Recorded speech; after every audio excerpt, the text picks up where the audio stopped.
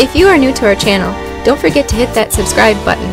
Coming up on the program, it's time to plant our garlic. We're going to discuss why we pre-soak it, and if we don't soak it, what the benefits are. And our cabbages have exploded. Literally, not figuratively. It really blew up. We'll explain why that is and how you can prevent it in your garden come next year. All that and more coming up today on the Wisconsin Vegetable Gardener. The Wisconsin Vegetable Gardener is sponsored by the following. migardener.com, with over 450 Varieties of non-GMO, heirloom, organic flowers, vegetables, and herb seeds, all for 99 cents. migardener.com. HappyLeafLED.com, a commercial-grade grow light with a home gardener's affordability. All indoors, no fans, no motors, simply plug in and grow. Great for seed starting to lettuce to full-grown tomatoes. HappyLeafLED.com. Sustain Natural Fertilizer, offering superior organic plant foods that deliver research-proven results. Trusted by farmers, growers, and gardeners for 30 years. Learn more at sustain.com. Welcome to the Wisconsin Vegetable Gardener. I'm Joy Baird. We are in the garden today, and it's time to plant our fall garlic. We've had a tremendous wet spell the last several weeks here in Zone 5 in the Milwaukee, Wisconsin area.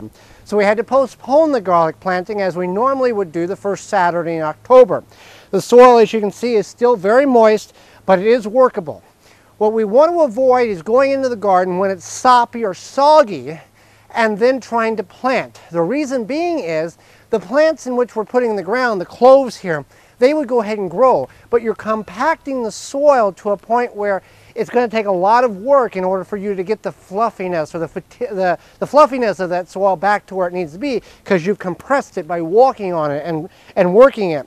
And when it's wet, if you're going to work it, see how that breaks apart? That's about as wet as it needs to be. If you clod it up and it doesn't break apart, that's an indication it's too wet. And you're going to cause a lot of problems down the road when you're going to have giant clods. And that's what happens in big ag. They go in and open the field up, is what they call it, in order to aerate, get the air to the soil to dry it out. And then they bring machines in order to break up the clods into more of a powder or small granular size in order for other machines to come in and get the crop planted. So we want to avoid the wetness and the muddiness of it. So what we have done is we've pre-soaked our garlic. Now, we plant hardneck garlic. We plant several varieties: Purple Galaxy, Georgia Cristo, German Hardy, Spanish Rojar, some of them. We don't identify what they are when we put them in the ground. We just take the largest cloves from the largest bulbs from the previous harvest. We harvested this in late June, early July, and we saved the largest bulbs, and that will contain the largest cloves. And by planting the largest cloves, that will give you the best opportunity to have large or larger bulbs the following year. We want to plant with the cloves, not the seeds. The seeds will take about 24 months in order to get to this stage. It is much easier to just pop the clove off and plant it in the ground, as we're about to, because we're planting in October. We're going to harvest it in late June, early July, about a 9-month real estate lockup here, but it's well worth it. If you've never grown garlic, it may be difficult right now for you to find some. This is an heirloom variety. You do not want to buy store-bought variety for a couple of reasons. The reasons for that is you don't know what variety it is. It's mass-produced, most times imported from foreign countries, and it also can have an inhibitor sprayed on it that will decrease or prevent growth of the plant. The flavor is very mild to nothing. It's a very generic variety, and they're typically soft neck. Now, you can plant hardneck or soft neck. In the northern areas, as we are in the United States, hardneck grows much, much better. Soft neck, there's many gardeners that grow very successful soft neck. The difference between the hardneck and the soft neck is very quickly. The hardneck, the stem goes all the way through the clove. When we bust this open, you can see that's the stem going all the way down to the roots. We're going to plant these cloves anyway. But you can see the stem goes all the way through. With the soft neck, it doesn't go all the way through. And at the harvesting time of soft neck, the actual plant falls over. it doesn't die back. It falls over, and that's an indication, like spring onions, that it's time to harvest. Also with soft neck, you do not get the scapes that we're familiar with the hard neck. So that's compostable. This here, when I'm talking about large cloves, this is one, I think, yeah, that's one clove there. That's one clove there.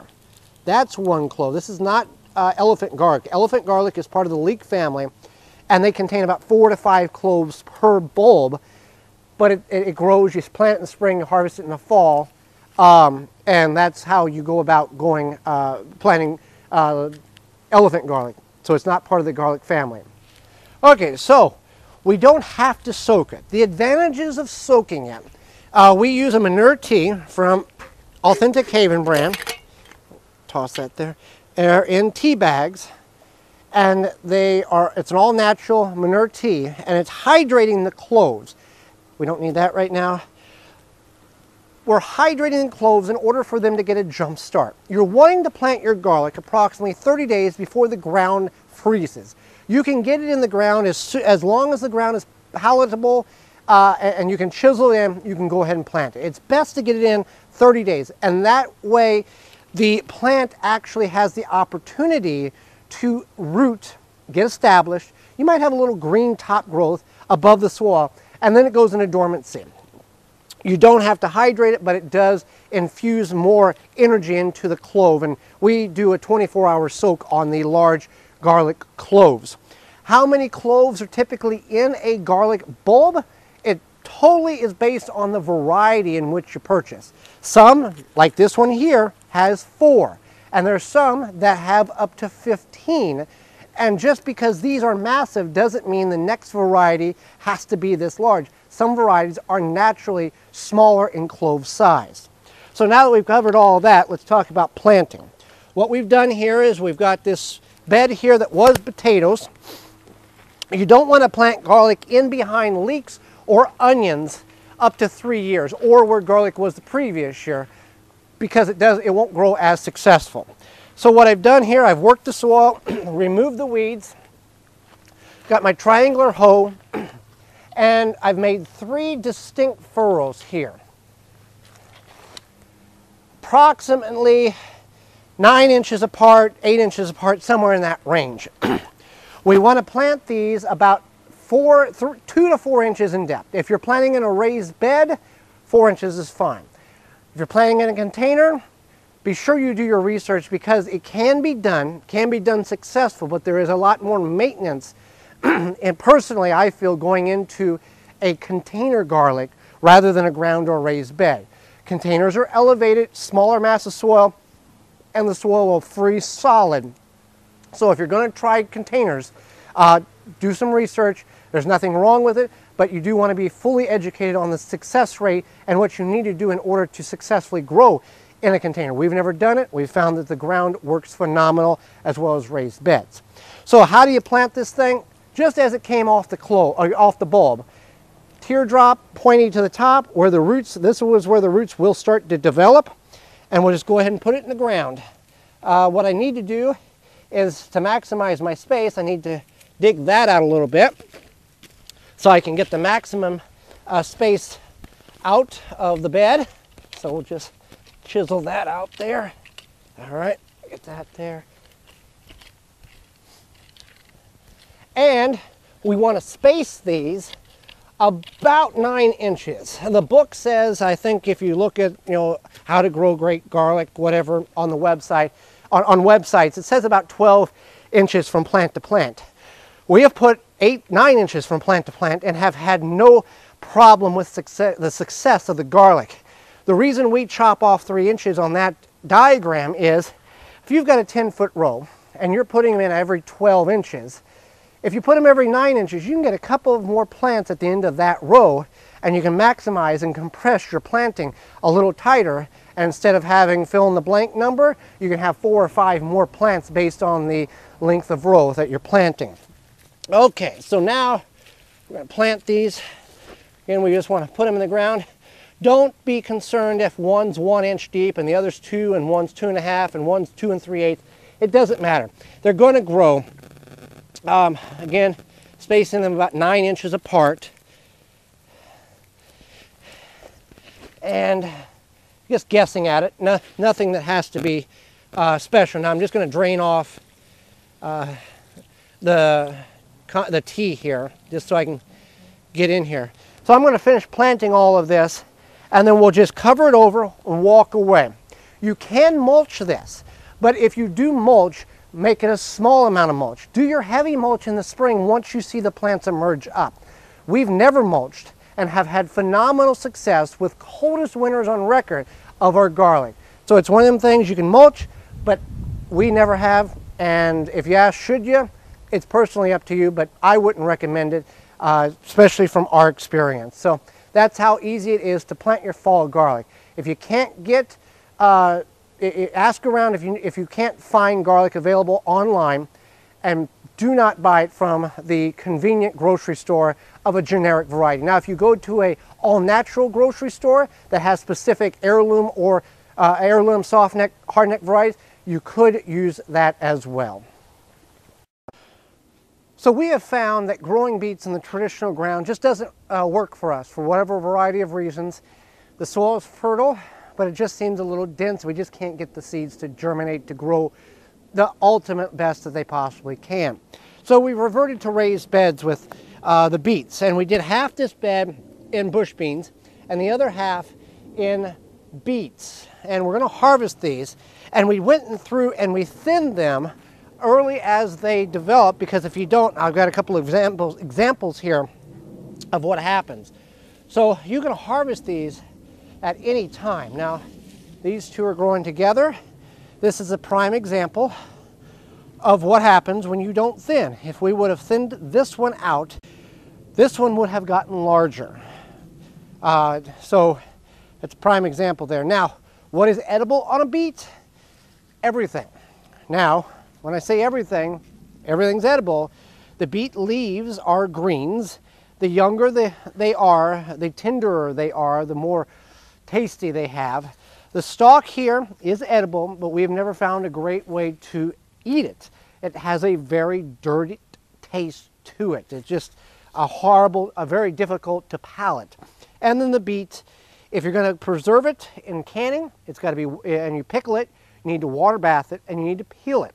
If you're going to roast it, you still want to peel it after you've roasted it, because it has a very dense skin here, and it'll just expose the root and the flavor more. So what do we have here? That was an okay one. Let's go this one. This was the partner to that one. Let's go. Now these got irrigation on them. Not all the time got water, but that's a decent one there. This one here is a nice one. That's the way. It's a nice beet there. And you can see how, and this has broke, well, that's pretty much the bottom, but you can see how much root is on that. It's very, very unique how these things grow. All right, so I'm going to harvest the rest of these. See what we have here, and then we'll go over and harvest a couple that was voluntarily came up from a planting that wasn't that great in one of the other raised large grow bags.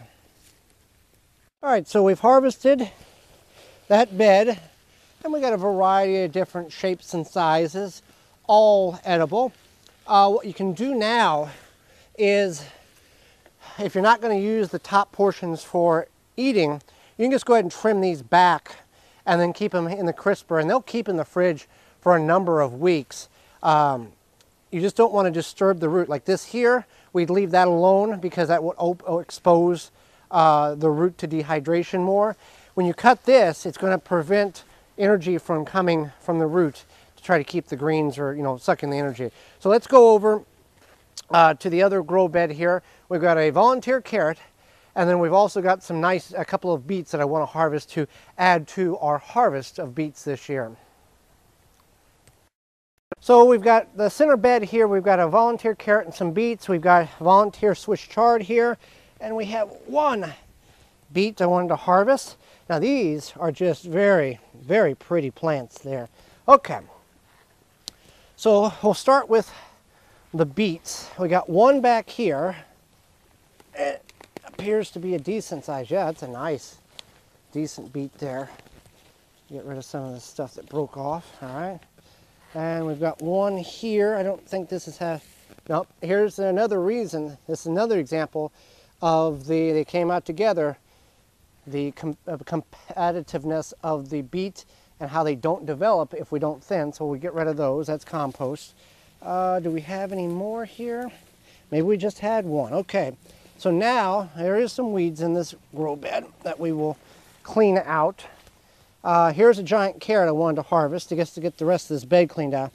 Now I don't know how big this is, but you can see right there from the top, pretty good size. So let's just see. Supposed to push down, twist, and then pull up. That took the whole carrot. That is one nice carrot. Yeah, that's very good.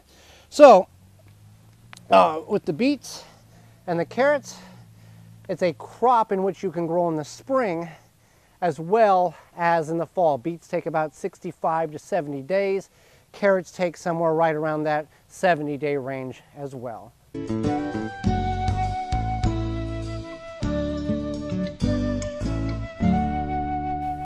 So we're in our cabbage patch here, and we've kind of harvested these cabbages as they have gotten ready, or as we've needed them, and we've run across the problem. Now, number one, this was a cabbage in which we harvested many, many weeks ago. Took the head off, it looked just like this. Beautiful cabbage. What has happened is, and what is supposed to happen, it reforms the heads. So instead of one cabbage, you can see we got multiple holes. Means it's organic because we're not spraying any chemicals. It's got 1, 2, 3, in this instant, 4 separate little heads of cabbages that are forming. So it's pretty unique. This one here, we need to harvest, we're not ready to harvest. But our cabbages have exploded. We got a purple variety here, and I'll go ahead and harvest, well, I'll pull it out of the ground here and I'll show you what I got. And then we've also got the green variety. You can see what has happened here is the cabbage has basically exploded on itself. Now what occurs here, and this is from too much water, not that we've watered, look how pretty that purple is there. All right, so it's not from overwatering from us, it's because they've sat in the ground and we've had a tremendous amount of rain, and it's just kind of like a tomato that when it rains too much, it sucks so much water up. Inconsistent watering on tomatoes, you get cracking, and sometimes you get the explosion of the fruit and the bottom blows out of it. Kind of same process here with the cabbage, is it's overwatered from nature, and it has blown apart. And now there is some it is salvageable. There is some slime in here you'd have to clean out, and that's what we'll do. There's a layer of scum, I guess is what you would call it. But we'll look at this one here. This is another example. Now these are from plant starts that we purchased. You can see how this one has just exploded, and then the center portion of that cabbage is coming through there. So the best scenario here is harvest your cabbages when they are ready to be harvested. Don't let them sit in the ground like we have. They can stay months in your crisper. If the outer layer gets a little rough, you just peel back 2 or 3 layers and it's just like you harvested it out of the garden. So exploding cabbages, not something that you want to have in your garden. It's not even cool. Thanks for joining me. Join me again next time for more organic gardening and food preserving. I'm Joy Barrett, and this has been the Wisconsin Vegetable Gardener. For more information, please visit thewisconsinvegetablegardener.com.